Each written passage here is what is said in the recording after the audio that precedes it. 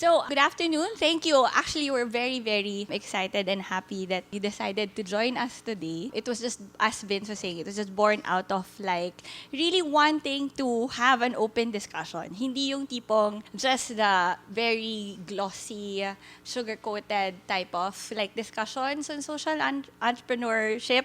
I'm sure many of you, especially if you're familiar with this space, you've been to quite a few of those kinds of forums.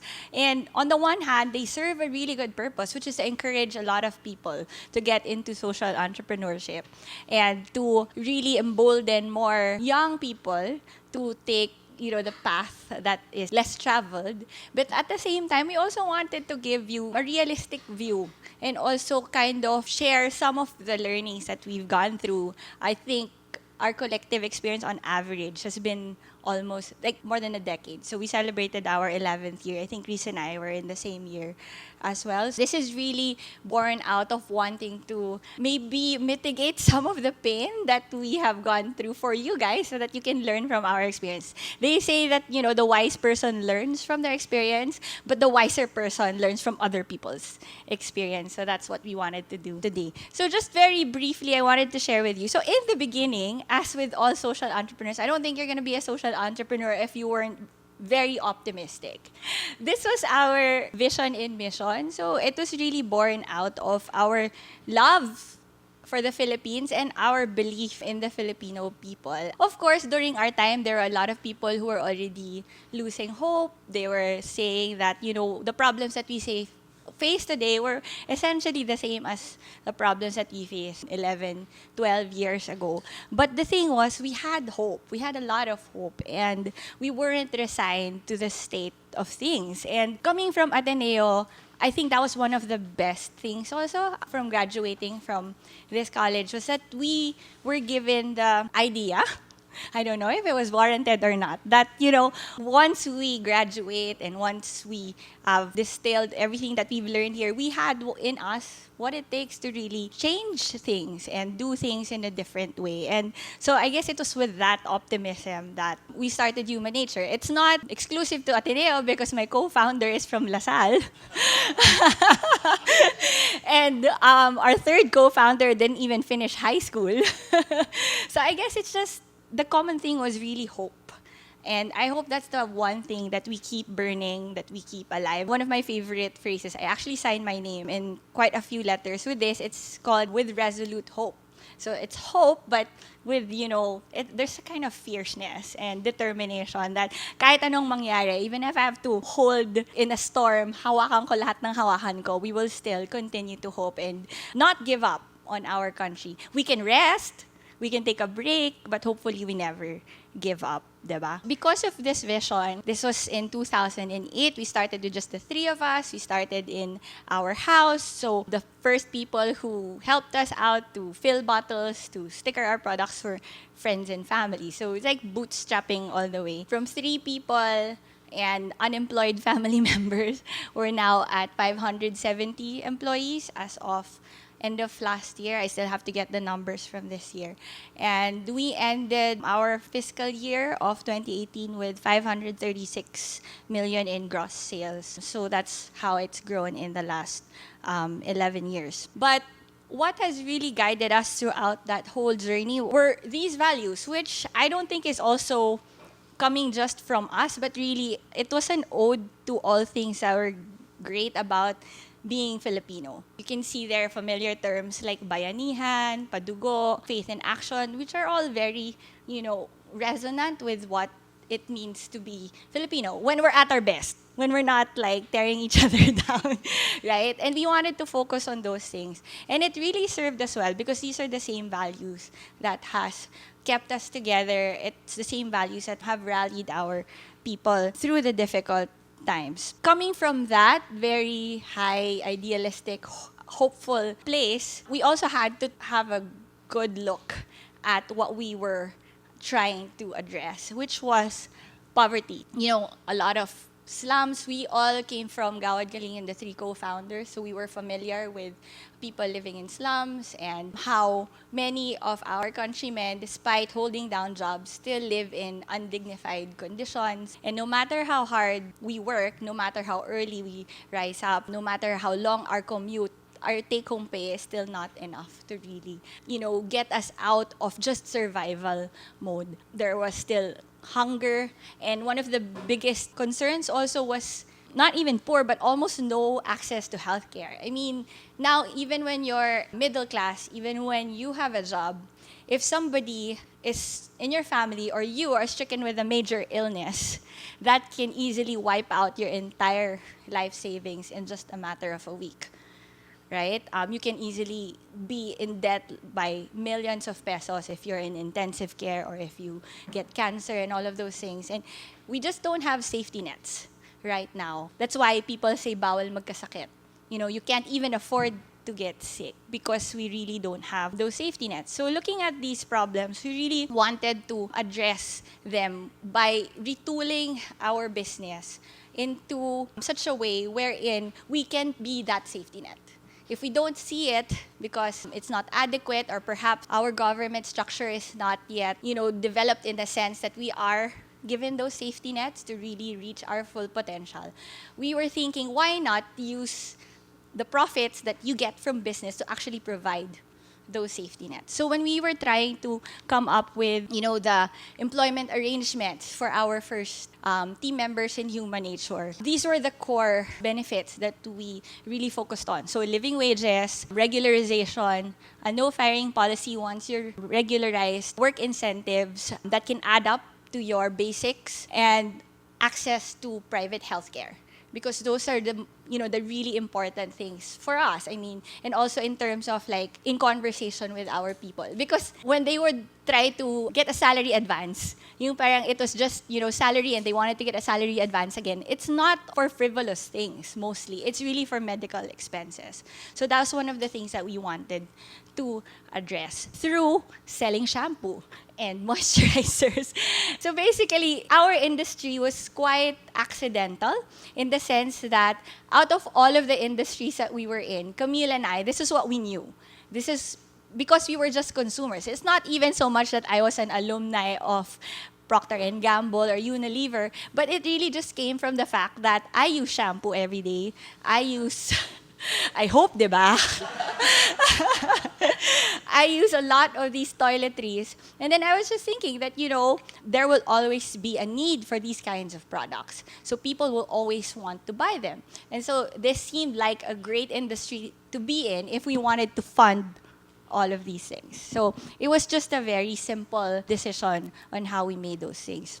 So towards making this work, we built up the interventions. Okay, sometimes when people think, human nature, ganyan-ganyan, na parang, wow, they do all these things. We did it a little bit at a time, depending on our capacity. So the first thing that we did was a commitment to a living wage. Because 11 years ago, it was actually less than 400 pesos in Metro Manila. And at that time, less than 300 pesos, that's not even enough to, sustain a family of 4. So let's make it 500. If you ask me, where did that number come from? I don't know. It was just a big round number and easy to dispense, 500 pesos. So that was our commitment at that time. With the plan that as the company would progress, then we would increase it every year, depending on our profitability. Just to give you a chart, so this is how we've progressed. So 382 in 2008. Currently 537, or that's 2019. So we've grown from 500. It was flat for the first 2 years, just a little increase in 2010. But as the company really grew, I think it coincided with more retail accounts coming in for human nature. And that's when we also made the leap to, instead of outsourcing our merchandising department, we really made it in-house. So that was a big risk, but I felt like God blessed that decision also. The big jump really came from 2012 onwards. So now we're at 1,036.75 pesos per day. That's both in Laguna and in Metro Manila, where the minimum wage is also slightly lower. So that's how we've progressed versus the national minimum wage. Another thing that we tried to address with a lot of thought was the contractualization issue. And specifically in the first department to to be affected by this was our warehousing. Because most warehouse employees, most warehouse are contractual. So 5 months, and then they get rotated around to different clients. But the thing is, there's always no job security. It's hard to access. Some do, which is great because some do. Manpower agencies, they provide the healthcare within the manpower agency, but not all do. But that's really what we wanted to do. We wanted to regularize people so that they can get access to all the benefits, including our healthcare. And then this one, it'll figure again in one of the challenges because it came from a very optimistic place, but it caused us a lot of problems. The no work on Sundays. And this was two things. It was really to address, first of all, we felt like no one can work 7 days a week. It was really in recognition that people are not machines. And for us to really be a social enterprise, we should not treat people as machines also. And then I guess it's also part of I don't want to work on Sundays, so why should I force our people to work on Sundays? As I said, this caused a lot of problems because for the longest time, we couldn't enter the malls. There was a lot of lost opportunity with not being in the major malls because you get penalized if you don't open on Sundays. Many of them just won't take you in as a tenant, even if there's a big opportunity for the mall to earn from your brand if you close on Sundays because they say, it'll set a precedent and whatever, But this is one of the things that we really stood our ground on. It was not a negotiable because we wanted 1 day a week wherein our people can rest, they can be with their families, they can worship if they are people of faith. So this was really one of the things. And I didn't think it was a big deal until I realized that a lot of our people, some of them married, both merchandisers, they never saw each other because their rest days just never coincided. So even if some companies would say, even if I don't institute no work on Sundays, they can take their off on some other days. But then it still wreaks havoc on family life, I suppose, especially if you're both working and your rest days never coincide. So you never see each other. Right. So that was also one of the reasons. Progressively, as we were growing, we were just adding more and more things, the goal of which to really improve the quality of life of people. Because these are the things that me coming from a middle-class family enjoyed. I would see my parents every weekend. We could travel even though it was just local. And whatever I enjoyed as a child or, even in my young life, I realized that part of it I enjoyed on the backs of people that we exploited inadvertently. The yayas, the people in the malls and all of these things. So I was guilty of actually perpetuating this kind of exploitation as well. And having these policies was just our way of kind of changing it within the area that we could control. Maybe we can't change everything, but maybe in our area, we can change it. Two other things, because there's quite a bit there, and you can see that. There's Carmageddon in Slex now. Last week, it took 5 hours for our kids to go to school, come back. And then by that time, my daughter was just crying. She said, "Can you just homeschool me? I'm not going to go through 5 hours traffic again with a neck ache and whatever," and that sort of thing. So whilst things are not improving around us, we were thinking maybe we can reduce our work hours.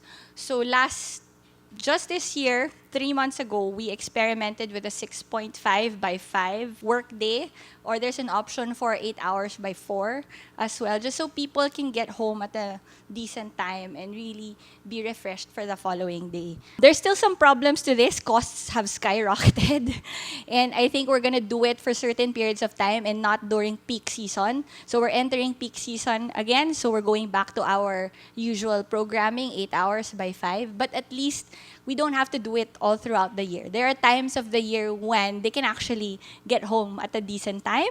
But then so that the company will stay profitable and afloat, we also have to put in extra hours during the peak season. And then lastly, this is close to my heart since I'm a working mom. So we opened the daycare also. So we have 17 kids in our daycare that's staffed by early childhood professionals. We have about 6. We haven't maximized it. That's another struggle.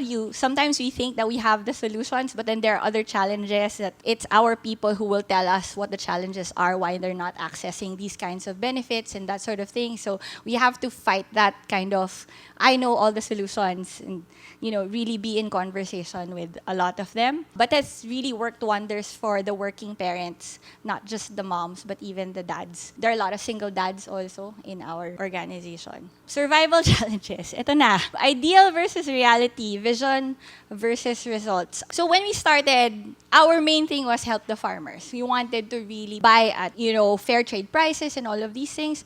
But we realized that after 5 years of devoting so much resources there, like millions of pesos in equipment, in training, in all of these things, agriculture was just far more complicated than what we could devote our time to.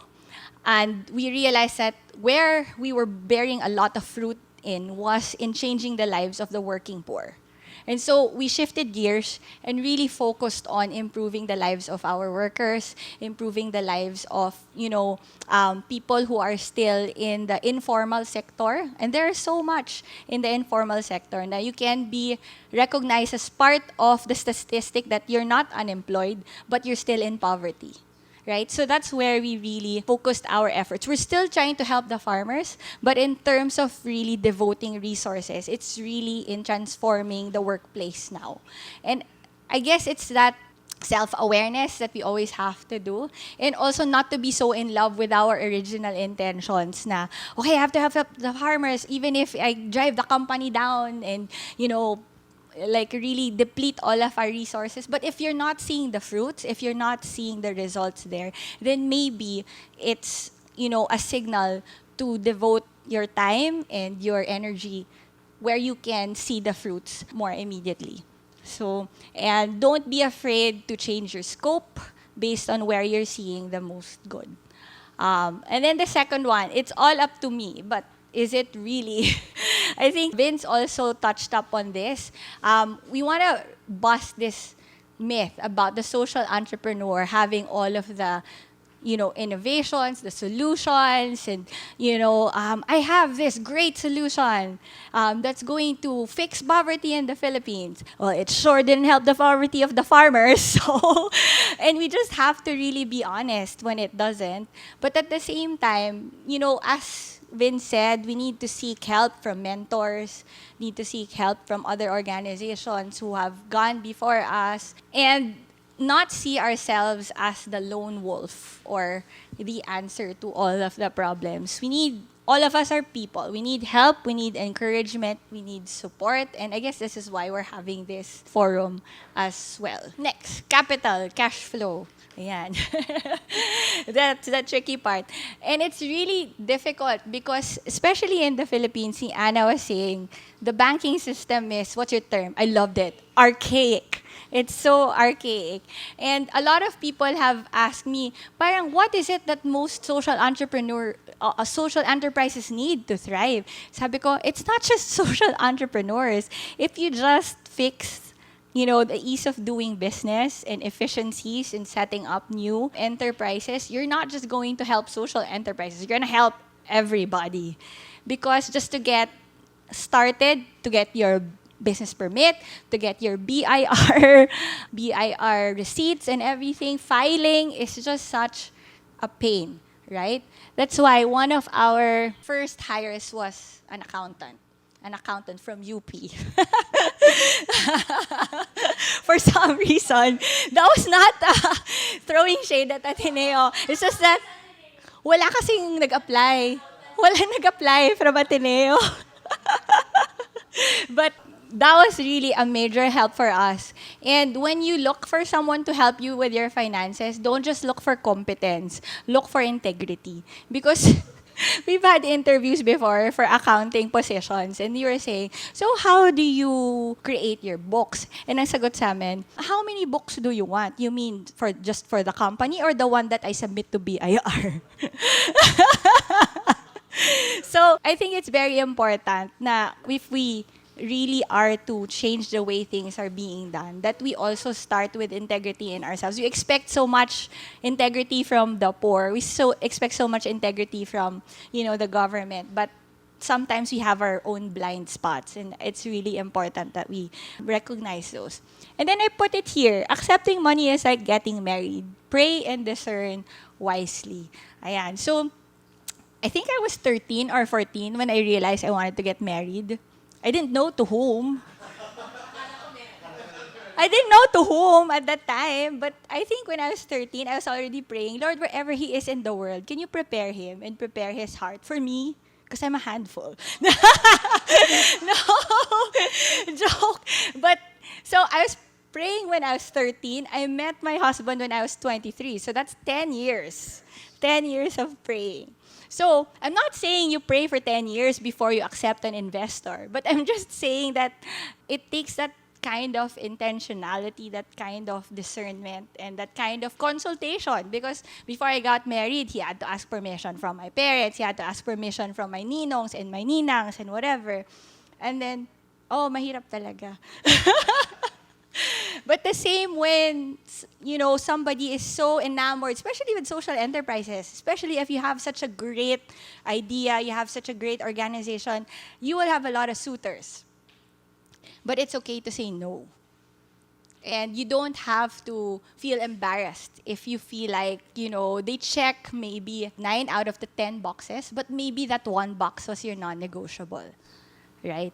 So it's very, very important that, take your time.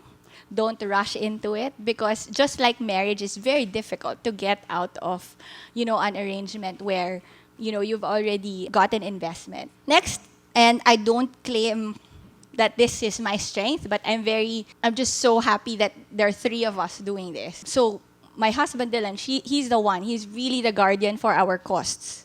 And one of the things that I learned just observing him is that even if you've already paid a certain price for a certain material during your first, for example, deal, contract, you can always renegotiate. Renegotiate. Especially if you're increasing your quantities, it's time to renegotiate. If they're changing management, it's time to renegotiate. They have a new office in Hong Kong, time to renegotiate. Whatever is happening that's new, they just got married, whatever excuse to renegotiate. Let's find ways to really improve your margin. Because the margins that we started in 2008 were just nothing. It was like lugaw. But as you can see, we have 570 people to support now. It's not that we're getting greedy, but we have more people to support. And every peso, every half centavo, every 1%, in terms of your trading terms agreement, those matter. Fight for that 1%. Fight for your 0.5, 0.05 centavos, whatever it is. Just review your costs regularly. And even like in your utilities, your operations, it could be that, you are hemorrhaging money because you have outdated equipment. And it might be capex in the beginning, but, look at it. If you amortize it over time, you're really going to save money. I remember a time when we spent a lot of money on just masking taping, putting masking tape on windows, and it saved like a significant percentage in terms of our monthly electricity bill. It's those small things because they add up, especially when your operations get bigger and bigger. It doesn't seem like a lot when you're still operating from one room, but then when it's a factory, when you have multiple sites, those things really add up. Building a team. Share your vision with honesty and conviction, and you will attract the right people at the right time for the right reasons. And I always like to tell this story. Our head of marketing, when we got her, she came from Unilever, and she took a 70% pay cut just to join us. And for 3 years, she was earning more than all co-founders combined because she was worth it. And even then, that was already like a 70% pay cut. But our promise to her was that she will always wake up, go to work with purpose, with mission, and she will always see the reason why she's getting up in the morning and going to work. And also along the way, of course, we've increased her pay. I think we've just managed to get to her last salary in Unilever last year. But that's okay because she was very, I mean, it's not just the final pay packet anyway. It's like the total thing. But then at the same time, don't be scared to say goodbye to people who have to move. I have been there, like, having sleepless nights because of our head of supply chain was leaving, having sleepless nights because of our head of finance was retiring, and I didn't know what we were going to do. At the end of this year, Dylan stepping down from all operational roles, and I'm still learning a lot of the things that he's giving me. But again, we step in faith, and then when we really try to do things right, and for as long as our non-negotiables are in place, we can learn everything along the way. Define your true bottom line and protect it at all costs. For us, it was taking care of our people. So, as I said, one of them was the malls. Another one was the no work on Sunday. So, it was only last year that we're actually able to enter SM. All of that was lost sales, lost opportunity for not being in SM. But we were not going to sacrifice no work on Sunday just to be able to get those additional sales from having to compromise on our no work on Sunday. Another thing that we had to really work on is negotiating how we improve our margins over time. It's really important because you can only keep helping people if you're profitable, if you're sustainable. If you're in the red, then you're just in survival mode. You're just gonna think, okay, how am I gonna make the next payroll? How am I going to tide over this season? One of the things I was telling Anna, I don't know if at some point we can even include the traditional banks, or maybe it's SEDPI who will provide this facility. I have more hope with SEDPI than the commercial banks. Oh, shared risks. Oo naman. Kasi for example, in other countries, you have overdrawn facilities for short-term bridging loans. Because cash flow is such a big headache. I mean, we've gone through like periods where, Lord, sana dumating yung cheque today. Kasi bukas ako magsisweldo. Ganyan. So, but then are there people who can't understand? We were praying, Lord, please make the check arrive today. Make it clear today because I need to pay my people tomorrow. You know, we've been in those situations. And there have been times when the check didn't arrive and I had to borrow money from my mom. And that's like her retirement money. And the only reason why she would give it to me was because she knew that I had a check coming the following week and I could repay her the following week. These are not problems that like business owners, for example, in the UK have to deal with because they have overdrawn facilities where they can go negative for as much as a certain amount. For as long as it matures within a certain period and then you can repay it back. May mga ganong facility eh. Kasi, I mean, you need banks to see your whole profit and loss thing and not just your cash flow. Diba? Dito kasi just any amount has to be collateralized. And you know, you can't get any amount without putting up your house for collateral or whatever. Pwede mo i-remate yung products ko kung hindi ako magbayad. Can I collateralize shampoo or sunflower beauty oil? That sort of thing. Ayan. Okay. So, last point lang, when storms come, as they definitely will, make sure that you are anchored on rock and not on sand. And for us, it's really our belief from the time that we were, you know, young, even before human nature, that we are given the things that we are given. Our life, our experiences, even our pain for a reason. And for us, human nature was one of those reasons. So we are not going to give up on that dream, even when, you know, we were sued, somebody wanted to cancel our trademark, and I had no idea where to go. So I cold call. Sabi ko sa kaibigan ko, taga-UP ka, sino pinakamagaling na IP lawyer sa Pilipinas? Ah, ito, yung professor ko, call her. And I'm like, will she take a cold call? I don't know. So I cold called the head of intellectual property of CVC Law at that time just to tell her, I have this case, can you help me? We are a social enterprise. I can't pay your every 15-minute charging rate. But if you help us, then you're helping a lot of people as well. And surprisingly, or maybe not surprisingly, there are loads of people who want to help. Maybe not monetarily, but through their own way. So we were able to win that case and keep human nature. So it's really that. And for me, that doesn't come from skill, that doesn't come from competence. It just comes from kailangan para-paraan. If it comes down to cold calling people that you don't know and, just taking a chance, it's really about anchoring on your why and doing whatever it takes. So this is our dream, building up the new middle class from the poor, from hopelessness to hope, from survival to a bright future. Ayun. Thank you.